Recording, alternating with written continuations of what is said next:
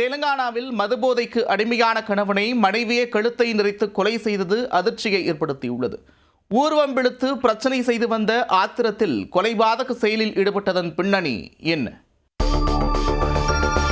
தெலுங்கானா மாநிலம் லம்பாபி கிராமத்தைச் சேர்ந்தவர் 35 வயதான பாலாஜி. அவருடைய மனைவி பீர்பால். மது போதைக்கு அடிமையான பாலாஜி 24 மணி நேரமும் போதையில் இருந்துள்ளார். முறையாக வேலை எதுவும் செய்யாமல் பொறுப்பற்ற முறையில் சுற்றித் திரிந்துள்ளார்.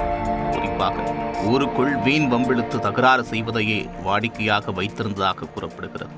இது தொடர்பாக தங்களின் செயல்பாடுகளை மாற்றிக்கொள்ளுங்கள் என்று மனைவி பீர்பாய் கணவன் பாலாஜிக்கு பலமுறை அறிவுறுத்தியுள்ளார். ஆனால் அதை காதில் வாங்கிக் கொள்ளாமல் தொடர்ந்து ஊர்வம்பை விலை கொடுத்து வாங்கியிருக்கிறார். இந்த சூழலில் தனது சொந்த தாத்தாவான பீரஜியிடம் சண்டை போட்டு அவரை தாக்கியிருக்கிறார்.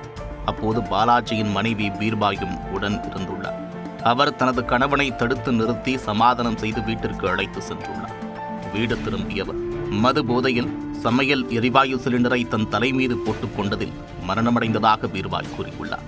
ஆனால் பாலாஜியின் மரணத்தில் சந்தேகம் இருப்பதாக அவருடைய உறவினர்கள் காவல் நிலையத்தில் புகார் அளித்துள்ளனர். இதற்கிடையே பாலாஜிக்கு இறுதிச் சடங்கு செய்வதற்கு ஊர் மக்கள் தயாராகியுள்ளனர்.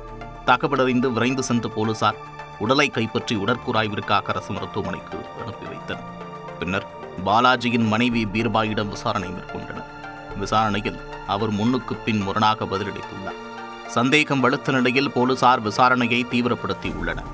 அதில் தனது கணவர் குடித்துவிட்டு தொடர்ந்து தகராறு செய்து வந்ததால் பெரும் மன உளைச்சலுக்கு ஆளானதாக பீர்பாய் கூறியுள்ளார். இதனால் ஏற்பட்ட கடும் ஆத்திரத்தில் மது போதையில் இருந்தவரை கழுத்தை நெரித்து கொலை செய்ததாக கூறியிருக்கிறார்.